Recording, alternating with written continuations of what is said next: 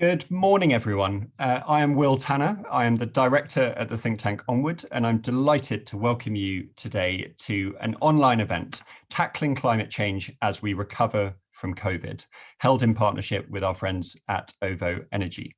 And I'm particularly thrilled to host today's discussion because it brings together two key defining challenges of our time at a moment when we are just starting to lift our eyes beyond the four walls of our bedrooms and think about forging a sustainable recovery out of the pandemic.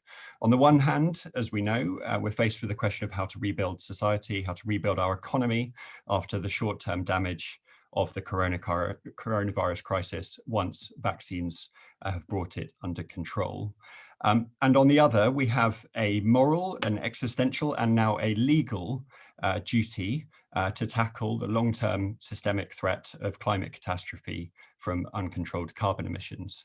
And today we're going to bring those two challenges together in unison and think about them together. How can we use the momentum to, quote, build back better, as the Prime Minister says, from the pandemic, to spur the transition to a net zero economy in less than 30 years.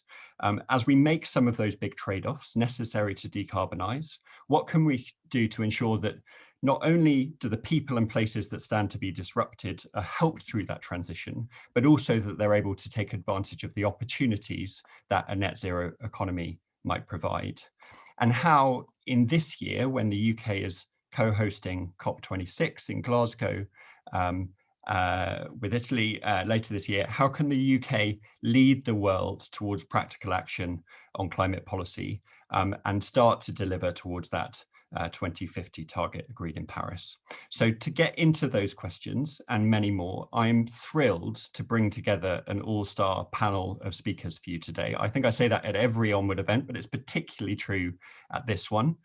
So first we will hear from Anne-Marie Trevelyan, the Minister for Business, for Energy, Business and Clean Growth. Anne-Marie, as many of you will know, was only appointed a few weeks ago, but she brings to the role a ton of experience, not just in kind of talking about these issues and developing policy on these issues, but speaking for Britain on these issues on the world stage as Secretary of State for International Development in a previous role, and also as the UK International Champion for Adaptation and Resilience ahead of COP26. Second, we're going to hear from Adrian Letts. Adrian is CEO of OVO's retail energy business. Before joining OVO, he was managing director of Tesco Online, the world's largest online grocery business. And before that, managing director for TV at TalkTalk Telecom, following its acquisition by Blinkbox, which he founded in 2006. Third, we will hear from Jack Harries. Jack is a documentary filmmaker, environmental activist. He set up a YouTube channel at the age of 18 and that now has 4 million subscribers. He has a media company, Earthrise Studio, which aims to better communicate climate issues to the next generation. And if all that wasn't enough, he's also an ambassador for WWF, Greenpeace, UN and PETA, among others. We're then going to turn to Emma Gatton. Emma is environment editor at The Telegraph, having previously been foreign editor there, and therefore not just one of the UK's leading commentators on energy and climate change issues, but also someone who understands some of the international challenges of bringing different countries to the table. And finally, I'll turn to Mattia Flamini. Mattia will be known to many of you as a former professional footballer at Arsenal, among other clubs. But more importantly for this discussion, he is the co-founder of GF Biochemicals, the first company in the world to mass produce levulinic acid, if I say that correctly, a substitute for oil made from organic material. And he's also a global ambassador for the World Economic Forum and a member of the Paris 2024 Olympic Environmental Excellence Committee. So a truly star-studded panel of speakers. They will each give 5 minutes of remarks in turn, and then I will open up questions from the floor, from the virtual audience. The kind of way in which we do this should be familiar to most of you, but if you can ask your questions in the Q&A function at the bottom of your screen, I'll collate them and then pose them back to the speakers after they've given their remarks. The event will finish promptly at 12:30. I'm very conscious of everyone's diaries, so please do ask your questions in good time so that I can see them and pose them back to the speakers. And if I could ask all of my speakers to remain on mute until they're called to speak, that would be fantastic. So that's enough from me. Without further ado, I'm delighted to introduce Anne-Marie Torellian. Thank you. Thanks, Will. Good morning, everyone. It's lovely to be here to speak with you today, and I'm really looking forward to an interesting discussion. I think, as Will said, we've got a really great panel here. The UK has a proven track record for achieving economic growth while at the same time decarbonising our economy. You don't need to look at what has happened with coal and wind in the last few decades or the political consensus that's formed around reducing our emissions to see that this is something that the nation really is embracing. It's absolutely right that we currently focus on supporting individuals and businesses through the pandemic and ensure we deliver our ambitious vaccination programme. That has to be our first focus. But while the COVID-19 pandemic presents considerable challenges to both our economy and society, now isn't the time to backpedal on climate change. So despite the challenges we have faced in 2020, we can leverage our strengths to deliver a greener economy and go further and faster to accelerate the transition to net zero carbon emissions by 2050. The Prime Minister set out his 10-point plan for the UK before the end of the year to lead the world into a new green industrial revolution. This innovative programme sets out ambitious policies, and it'll mobilise £12 billion of government investment to support up to 250,000 highly skilled green jobs across the UK, accelerate our path to reaching net zero by 2050, and lay those critical foundations for building back greener. As part of this plan, we will, for example, accelerate the shift to zero emission vehicles by ending the sale of new petrol and diesel cars and vans by 2030 and transform our national infrastructure to better support electric vehicles. The 10-point plan will also help develop the cutting-edge technologies needed to drive down emissions in industries across the UK, such as through significant investment into hydrogen and carbon capture technologies through our £1 billion net zero innovation portfolio. This is going to provide support to sectors which are the toughest to decarbonise. That said, we cannot claim to understand how industry transition works if we don't look at how the transition will impact on that broader community. Throughout the UK, there are more than 2.5 million highly skilled people employed in manufacturing who make a huge contribution to the wealth and character of their communities. So it's essential not to take this away from people. As industry changes, our lifetime skills guarantee will ensure that people are equipped with the skills they need to adapt to the new products and services we want them to provide. So we've also launched the Green Jobs Task Force, bringing businesses and unions together with skills providers and government to develop plans for new, long-term, good quality green jobs by 2030. Our green recovery can also play a significant role in addressing longer-term economic challenges facing the UK, including levelling up. And we've got a good track record to build on.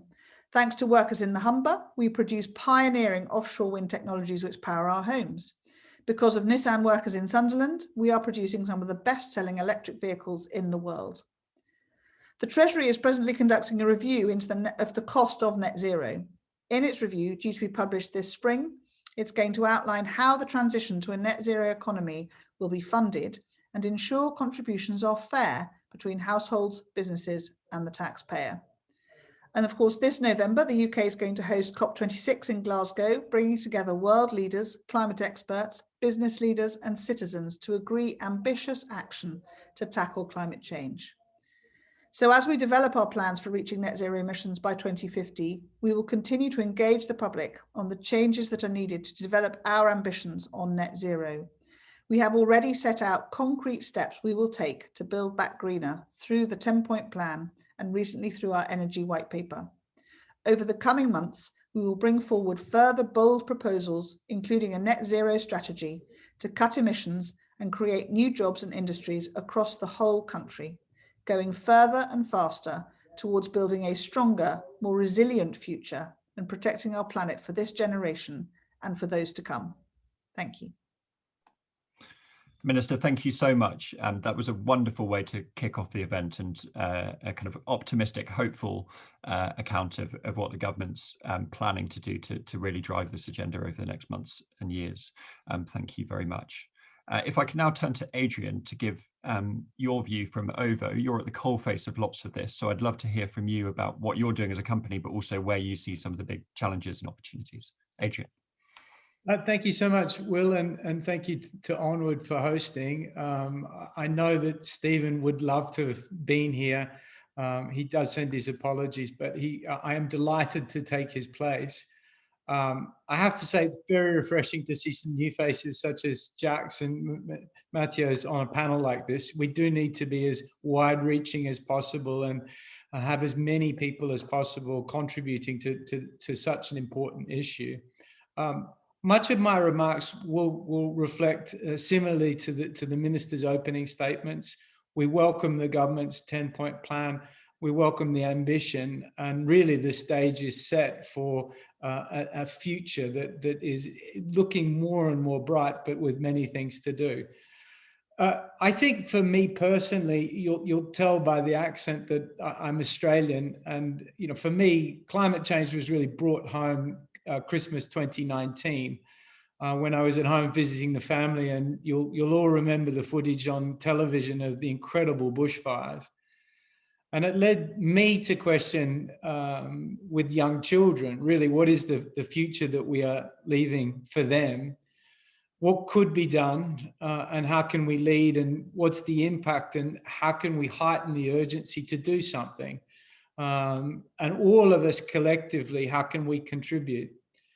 And you fast forward through this year, we've been through a tremendous amount, but look, I have to say, I'm pleased to see that the focus on climate change hasn't diminished. And come November, all eyes will be on the UK. Despite the increasing veracity of the pandemic, the past few months haven't dampened global appetite to tackle climate change. We've seen raised ambitions from the EU and China and America all committing to net zero. President Biden placing climate change at the forefront of his presidency. Pro-carbon prices in senior positions in the US government, and then the EU and the US talking about carbon border adjustments. And I think all of which form together for the exciting prospect and ambition that COP26 can be. And the UK, as the UK, we need to find a solution to meet that challenge. Now, notwithstanding the minister's comments, the fallout from coronavirus will be severe. When the government stimulus has disappeared, the deep economic pain will be widespread, and maintaining the support for the green agenda in the context of this is really, really important. A statistic I saw the other day, the pandemic has pushed the number of people in the UK into poverty to more than 15 million, which is 23% of the population. As we look forward, though, we need to take steps that facilitate the net zero transition over the long term and retain support even when the reality of the economic downturn hits. The most impactful and long-lasting measures will not be top-down, or short-term revenue raising or financial handouts, but there'll be those that give consumers choice and end barriers and provide a lower cost to zero carbon living. To Will's question, as OVO, we should be looking, and we believe we should be looking to policies that accelerate decarbonisation at a micro level. Historically, many of the initiatives have looked at energy systems at a national level, but it's really at the kilowatt hour scale, at the kilowatt scale that we should be thinking. And much of the investment and most of the innovation in the next decade is really going to be about that kilowatt scale. It's going to be in our customers' homes. It's going to be in everybody's homes. And it's going to be a hard and sometimes slow process of retrofitting things like gas boilers, looking at insulation, and preparing for millions of electric vehicles and the charge points that we will require. As OVO, we see ourselves as more than an energy company and really a decarbonisation company. We committed to reach net zero for ourselves by 2030 and also to help our customers halve their carbon emissions. And that means looking at a macro level at a customer's home and getting to them and working with them through technology and local infrastructure to support net zero. I'm very excited by today's panel and I look forward to the discussion. Thank you so much. Adrian, thank you so much, and some really good meaty issues for us to get into in the questions there.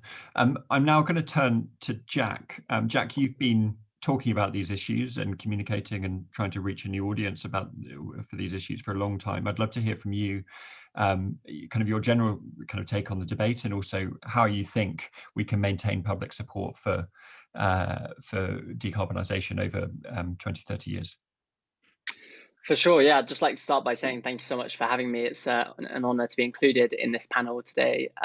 As Will said, my name's Jack Harries. I'm a documentary filmmaker and the co-founder of a platform called Earthrise, which aims predominantly to communicate the climate crisis and empower the next generation with the tools they need to both tackle and adapt to climate change.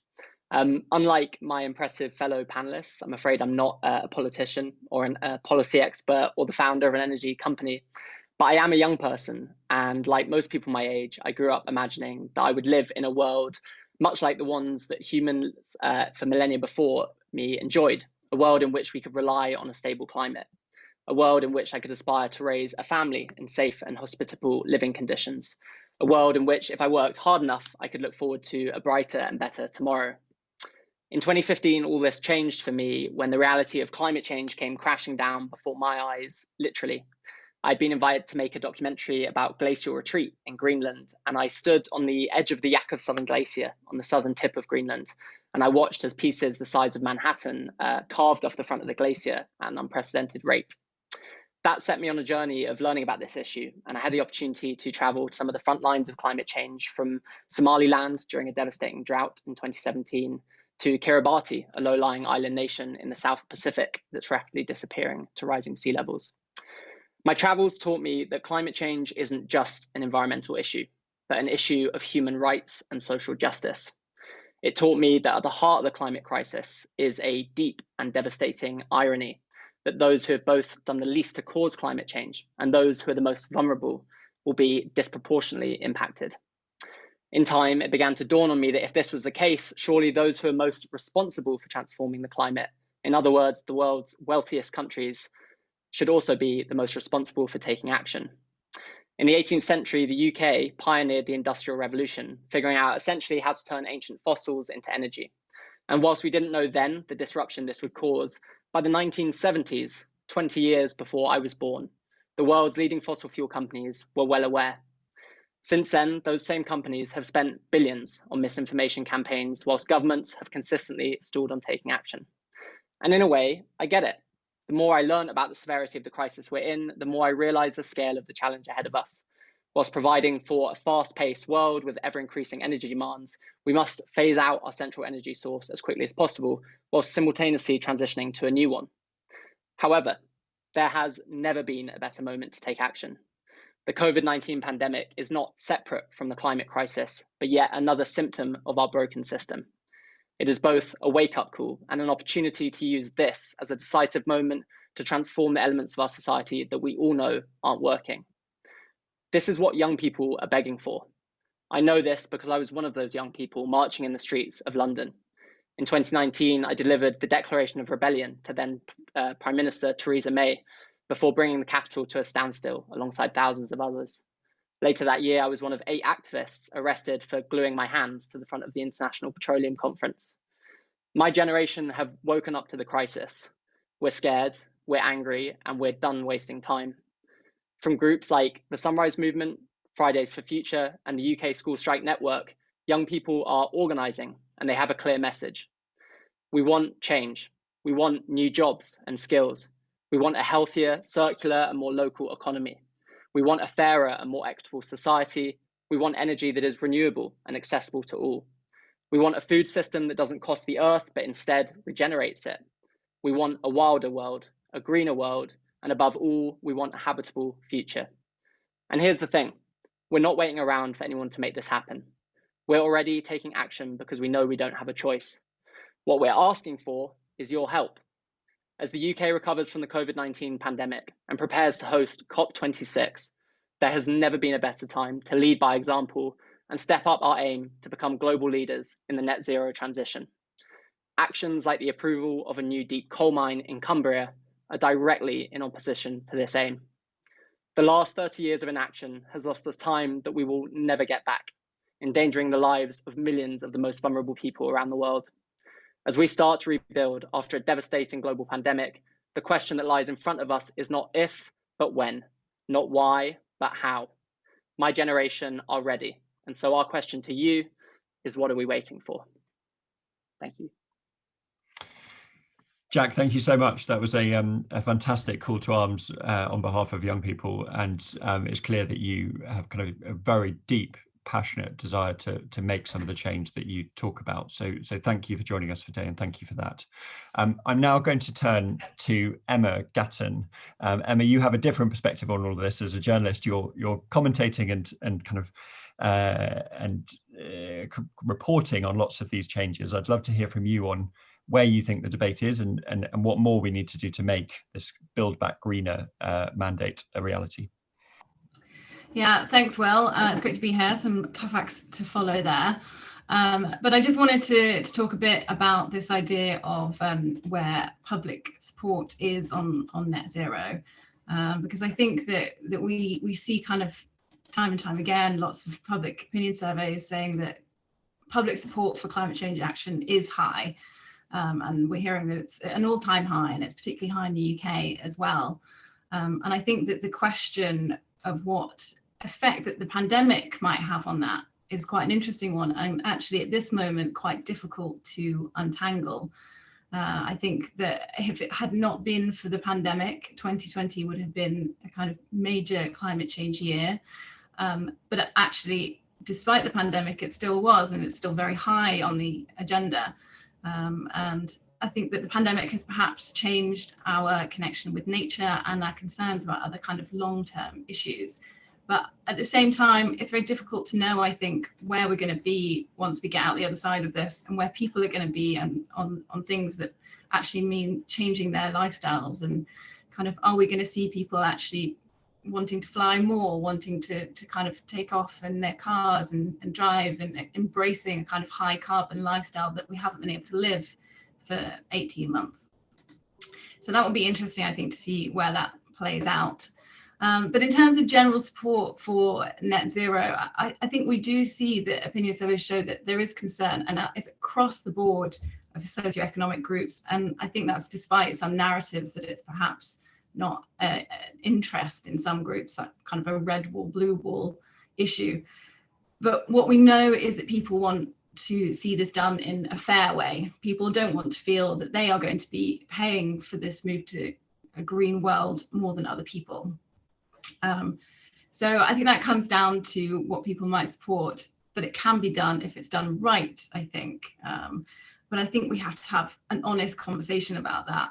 I think, to achieve net zero, we probably will have to see lots of things change. We're going to have to see more expensive food. We're going to have less driving, and there is going to be short-term pain on the home energy transition. But these don't have to be crippling issues. I think it depends on how it's done. I also think that sometimes we can forget in these conversations that actually a lot of these policies could lead to a better outcome that people want, that people know about. People want cleaner air, people want cleaner water, people want to be eating better food. And I think people are willing, to pay more to do that if they can see outcome. But I do think that what that means when we're trying to bring people along on that journey is building in trust at a very early stage. And that's where I think we can start to say that, question where things are going and whether they're going in the right direction. I'm thinking of things like, the Green Homes Grant, which is a great scheme, but what we're hearing now is reports of people waiting for months for work to be done and not being able to find someone to do it. Things like installing alternatives to gas boilers, that needs to be as uncomplicated as possible, and it also needs to be the right solution for people in the long term. We're looking at homes that are being built now, which are going to need to be retrofitted in the future at very high costs. People are being encouraged to buy EVs, but we're also hearing that the charging network to match doesn't exist. So all of these things, I think it's very important at an early stage to get public support and to keep public support on side. So there do need to be, I think, some difficult choices made to ensure that we're not embedding more difficult action in the future, because I think all of this comes down to this question of it's not about can we get public support to do net zero, and therefore if we can't, should we do it or not? It's not a political choice. We have to do it, and so it's therefore about how we get people along with us as we do it. And again, I will say that the Cumbria coal mine, the recent decision on that kind of springs to mind as something that is perhaps more about a short-term decision, which is an understandable one for Cumbria, but in the long term, does that going to get us to where we need to be ultimately? And I'll just end on a note on the kind of the wider context and COP26, and this feeling of fairness, I think, extends there. And I think it's why it's important for the UK to help usher other countries to climate change action, because people don't want to be feeling like they're doing all the work while there are high polluting countries elsewhere that are not. So it's a balancing act, I think, for the UK, because we also need to be a climate change leader in some way in order to help bring other countries on board. So I think that is going to be a very delicate kind of balance for the government to achieve in the next few months. Emma, thank you very much. That was fantastic. And I think you're totally right that while there is kind of high levels of public support for net zero in principle, there's a separate question about the practicalities and how you bring the public with us on some of these changes. Mathieu, I'm now going to come to you to give us a bit more information. I'd love to hear more about your company, but also your take on what more we can do internationally as well on climate change. Mathieu. Hi everyone, and very pleased to be part of such an inspiring group of people. So about myself, I've been a professional football player for the past 20 years. I've played 8 years for the club of Arsenal, and I've played also another 5 years for the club of AC Milan.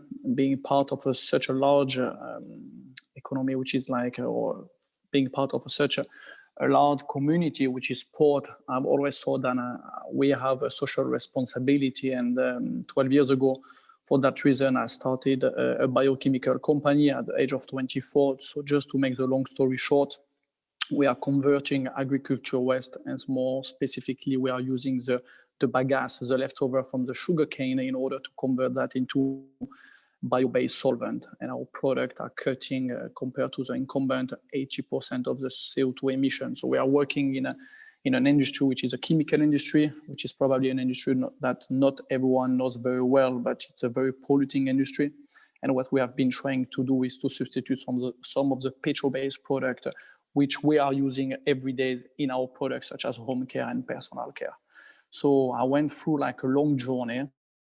Not always been very easy, because to have to convince the large chemical company and large FMCG company to start the transition. I mean, 12 years ago, it was very painful, but I think being helped by the regulation, and that's why I'm very pleased to hear that Anne-Marie is like gonna accelerate this transition by putting even more regulation. But obviously the regulation has been helping us a lot to penetrate the market, but even more the behavior of the consumers. So consumers, I think, are getting more and more educated, are understanding more and more, than being able to have access to more sustainable product and healthier product is key. And the pressure coming from the customers have been putting a lot of pressure on the big FMCG company and on the big chemical company, which have been like accelerating the transition toward a more sustainable future. So that's the first aspect. Second aspect is like experiencing this pressure coming from the customer. The question I have for all of you is like, how can we basically engage with the general public and to have them part of the solution? Because obviously I come from an industry which is sport, I mean, and football, which is probably the most followed industry on a global scale. And the question is like, how can we engage, I mean, the people out there, and how can we have them being part of the solution? Because it's very clear now we have to accelerate the transition as soon as possible. And what I think would be useful will be to basically breaking down this issue of climate change and make it relevant to people. If we break it down in, for example, pollution, I think we all live in big cities and pollution is all affecting us. If we speak about nutrition, I mean, nutrition, if we have a more sustainable nutrition, we can also tackle the issue of climate change. So the idea is like, how can we make it relevant to people which are not also familiar with what is climate change? Because unfortunately, not everyone is as concerned and as involved as maybe we are in that panel. So how can we engage with like the general public and make them part of the solution? And just to finish, I mean, I think the UK government lately have done a campaign around obesity, and I've been trying to tackle obesity. And I was a little bit sad because I think we could have, I mean, the UK government could have had such a bigger impact if they would have engaged with like football clubs or with the sport community or even engaged with athletes. And that's really the question I ask you all is like, how can we engage with general public, and how can we also have sport, which is probably one of the most followed industry, support transition and try to basically bring people also and be part of the solution. So that's very much what I have to say. And again, I mean, it's a real pleasure to be part of this group of people. Mathieu, thank you so much. Fantastic to have you here and to get your perspective, and a very strong theme that you just referred to is just kind of reflecting a lot of what other people have said about the importance of bringing the public with us on this journey, using them in a kind of bottom-up way as well as directing top-down change and generating kind of wholesale support for some of these changes. And there were lots of other wider comments made in all of your remarks. A very strong sense that the UK should seek to build on some of that international momentum and the commitments made by China and the US and others in recent months in order to make this a genuinely international effort. Us doing it alone will only get us so far, of course. Secondly, a very strong sense that we need to create some of the infrastructure and the frameworks to deliver net zero and allow consumers, households, businesses to own some of that change themselves rather than just do things that government tells them to do. That there's kind of a limit of government action alone. And then also just a very strong sense about the need to think about where some of the jobs and economic activity will come to, both in a positive sense about kind of replicating the success of the Humber or Sunderland, as you said, Anne-Marie, but then also recognizing that there are short-term challenges with that as well, as we've seen in Cumbria, the kind of the short-term positives for that community from having a new industry set itself up versus some of the long-term challenges about what that does to our climate change commitments or runs against some wider government mandates. So lots of material in all of your remarks for us to get into, and we've had lots of questions coming in on the chat, which I will pose to you. Because we've got 5 panelists, say not me. I'm not going to pose them to all of you because we just simply won't get through all of the questions. But I'm going to ask some questions specifically to some people. So I'm going to start really with the question of public support, and I actually want to start with Jack, if that's all right. So you spoke really eloquently about the need for young people to take ownership of this challenge, to kind of make the change happen, as it were, and you're clearly doing lots of work to try and make that happen.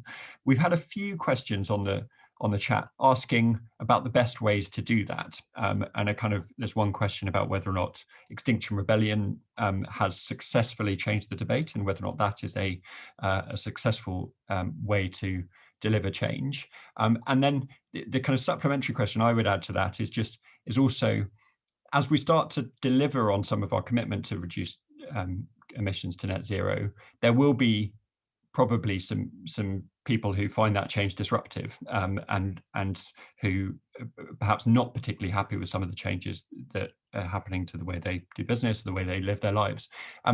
How can you communicate some of the positive advantages of the transition and the necessity of it in the face of some of those difficult changes? And I might ask you, and then I might come back to Emma as well on kind of the best ways of communicating to the public, which has been the subject of a number of questions.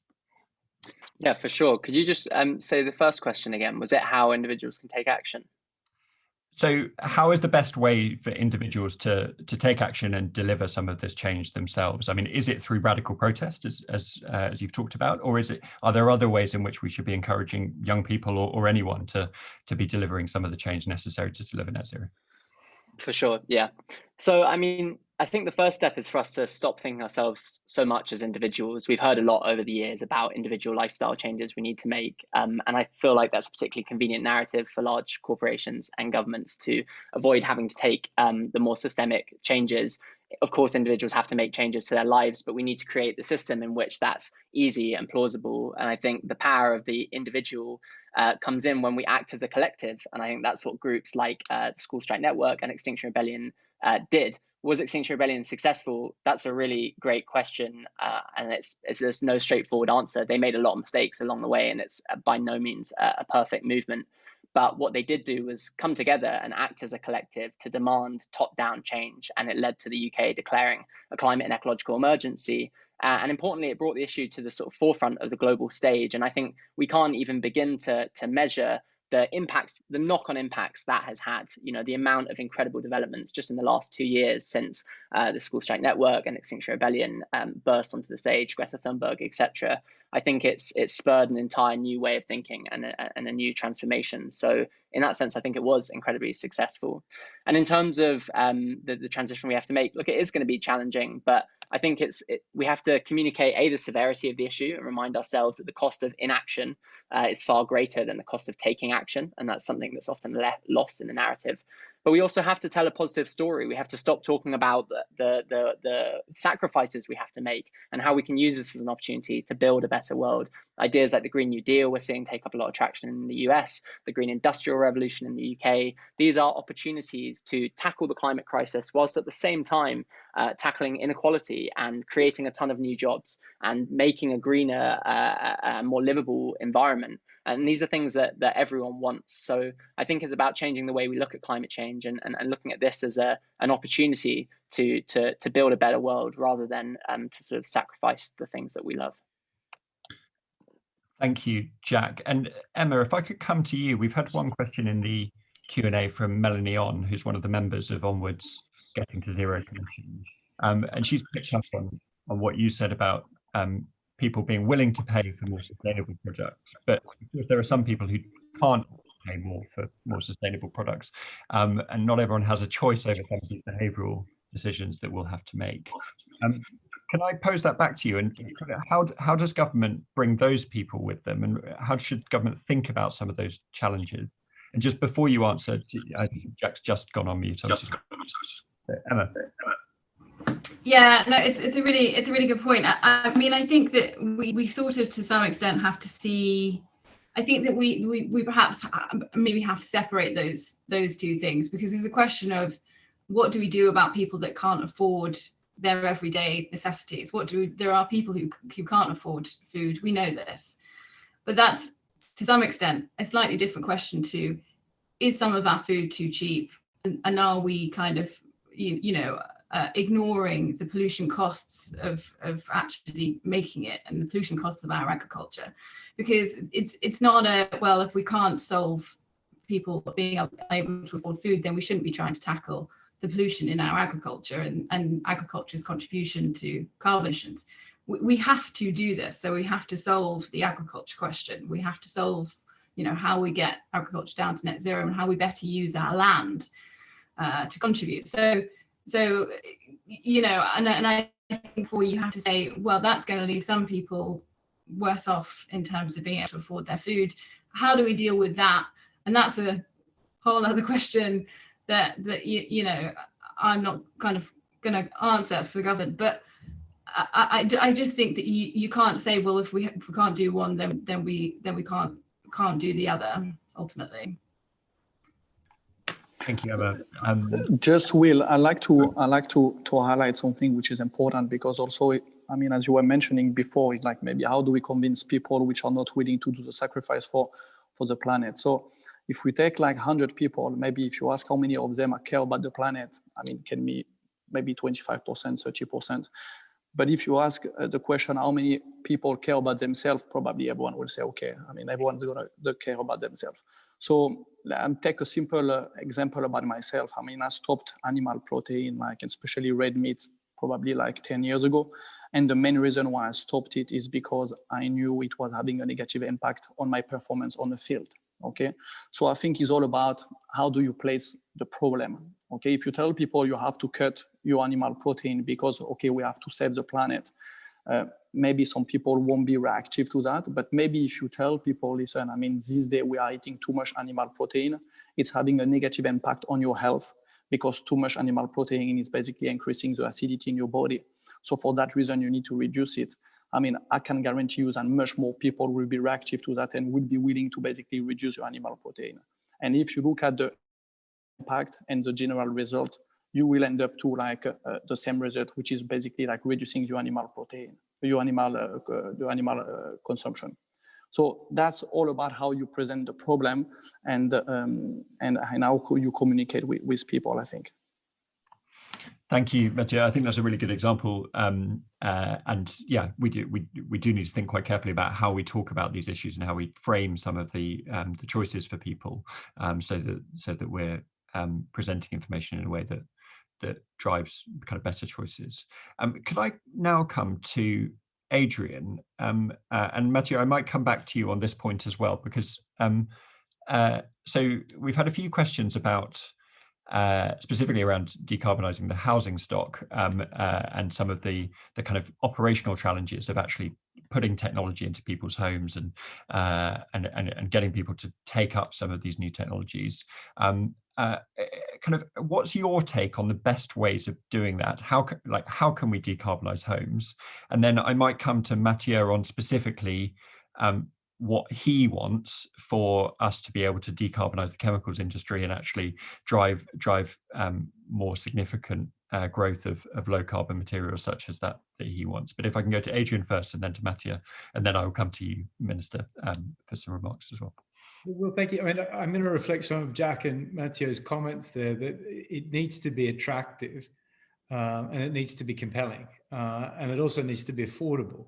And we do need to create an environment where decarbonizing your home is attractive from an economic benefit as much as it is for, you know, a climate benefit.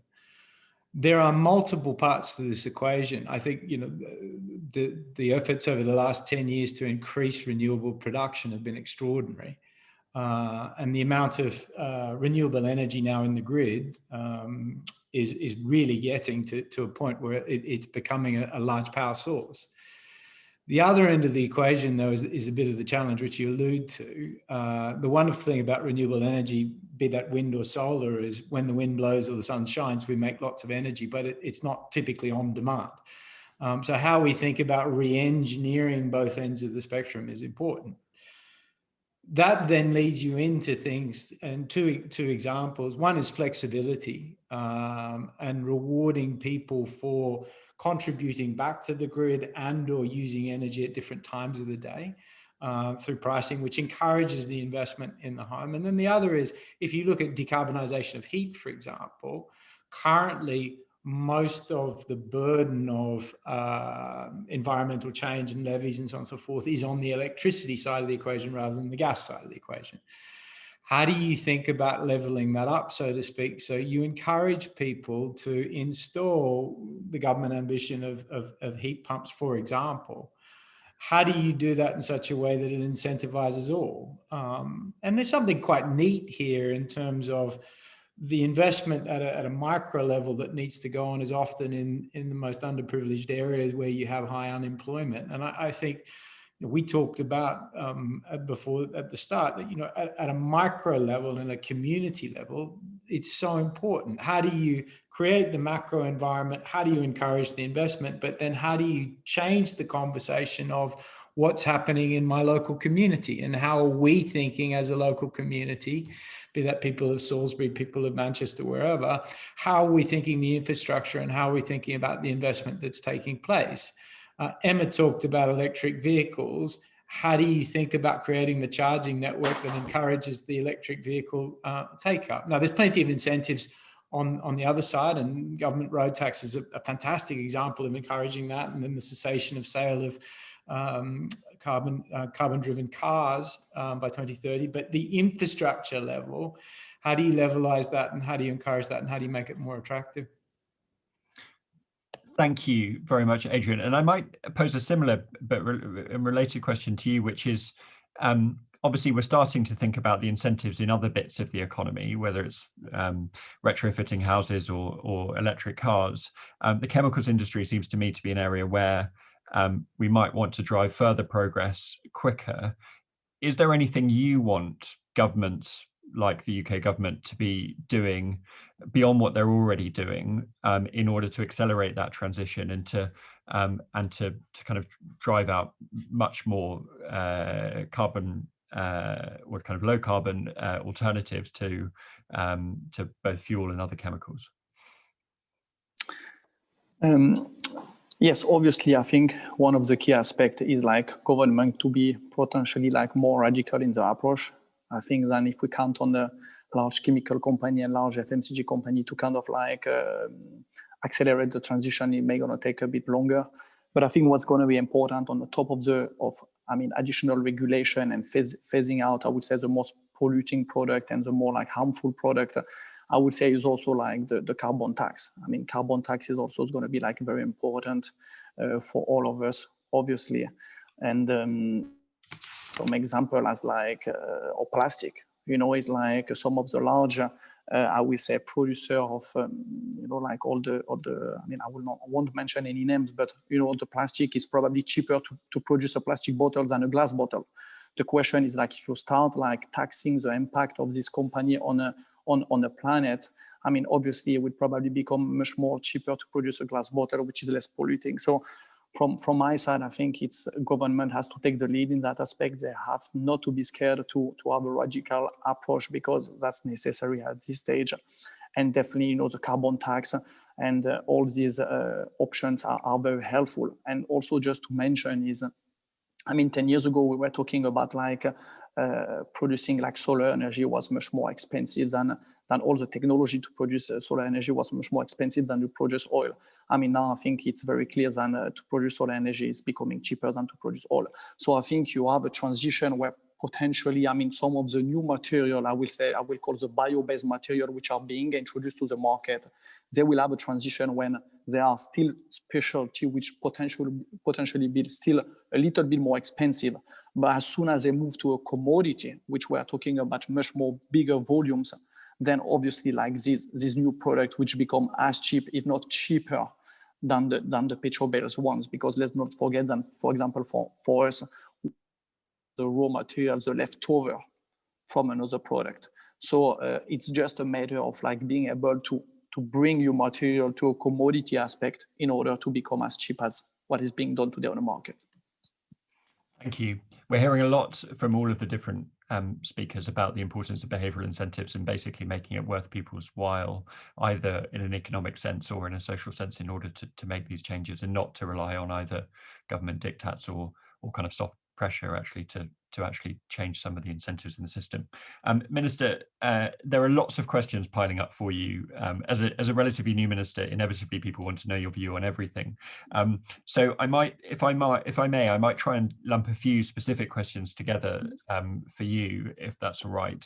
We've obviously had a couple of references to the Cumbria coal mine, and I suspect you may want to respond to those in your remarks, and I'll just leave you to do that. But on top of that, there were kind of three specific questions which I think stem from both the question and answers and also other people's comments. So firstly, there's a question about kind of whatever steps are necessary, like are we willing to take any step necessary to deliver net zero? Are there things the government isn't willing to do? And there's a specific reference to onshore wind in the comments, but there will be other things that, for example, the government might be reluctant or nervous about doing because of public opinion. Are there things that you're not willing to kind of look at and contemplate? The second is, and this is kind of related, I guess, is around carbon taxes and economic incentives. There's kind of growing campaign for both kind of carbon taxes and also border carbon adjustments, and thinking about some of the international kind of issues around that. I'd love to know your views on that. And then thirdly, there's a very specific question from Jess Shankerman from Bloomberg around COP26 and whether or not it will be virtual, and whether or not there's any risk that it loses some of its salience and importance as a result of that. So if I could try and bring you in on some of those before we close, that would be brilliant. Thanks, Will. Yes, I'm happy to. I would just say first, Jack, you may say you're not a politician now, but you show all the signs of having all the right skills to become one. Though I warn you, it brings its own limitations. There are beauties to being a campaigner, which a politician's life does not afford. But it's really lovely to hear that articulate energy that you bring to the party. Really, it's you are going to be one of my key weapons to assisting me in making sure we can actually make all this stuff happen. On the Woodhouse, which absolutely is a question that I'm asked regularly. This is part of this big picture. We have to think about this in the round, and that's where, you know, COP26 brings us back to that. If we want to have a steel industry to ensure we can make our own turbines, our own nuclear industries, our own cars, our own ships to protect ourselves, we need to have a steel industry. For that, we need coke and coal still, because no one has yet found a magic solution for finding that high intensity heat that we need from anywhere else. And if we don't have it from home, we import it. So that is part of that whole question of carbon leakage, which is absolutely critical in the big picture to this journey that we've set ourselves on as a planet. And, you know, now that China and the US are also, you know, in this conversation, it's all about, you know, the balance between nationhood and ensuring that we can have the security we need, and as politicians that we need to ensure we provide for our citizens, and that bigger question of whether we're happy to import it and leave the carbon, you know, kind of pressures and that leakage in someone else's backyard. And I think we've seen, and I've seen it with a lot of work that I've done through the plastics discussions, that actually our citizens don't want that anymore. So it makes sense to people in a very gritty sense in the plastics arguments. You know, we don't want to send our plastics to pick a country, developing country, to deal with. We would rather solve the problem at home, and we've changed the law in a number of areas already to alter how we do that. So that question of using energy sources for particular industries that we need, many of which are indeed renewable and low carbon industries, is one that we have to tackle. So I'm very comfortable that, you know, as at today, we need that coke and coal, and Woodhouse is a solution to that, which also clearly from Cumbria's position provides a good jobs solution. But I think we have to think about this in the round. So that question, exactly as you say, you know, are there any steps that government wouldn't take? We are world leading in what we're doing. You know, I've obviously been working in this space, in the international space, before coming to the domestic one. And the Prime Minister's challenge to me when he asked me to take up the energy brief was, you know, I was asking you before internationally to just keep an eye on the fact that the UK was doing what it needed to. Actually, I'm going to put your feet in the fire. I'm not asking you to hold our feet to the fire, putting your feet in the fire, Anne-Marie. Can you deliver this? That's what I want from you. And the 10-point plan is enormous. I mean, it literally covers everything. And we are doing this at an unbelievable pace from a logistics and a technical perspective, from, you know, all the various changes that we need to do, as Adrian said, from systems through to, you know, consumer use. In order to push this forward and to lead from the front. But it isn't that straightforward, and everybody is at a different place, you know, and indeed with the different skill sets. But Jack's not wrong. I'm completely with you, Jack. You know, we got the benefit for generations before even, you know, the UK was literally world leading back in 1750, and made huge industrial advances. We are one of the, you know, we're the 5th largest economy in the world, even though we're only a little tiny island. Because we have been making use of those you know, resources of ours for the benefit of our nation, and indeed inventions and all sorts of things that have, you know, shifted the poverty levels dramatically globally over the centuries. So there has been huge benefit, but that conscious decision to say we understand that it's not sustainable, both to keep, as I describe it, wrapping our planet in a blanket that's heating us up, but nor indeed to overuse our resources. We have to live sustainably and in harmony with our planet, for my kids' children, and, you know, for yours.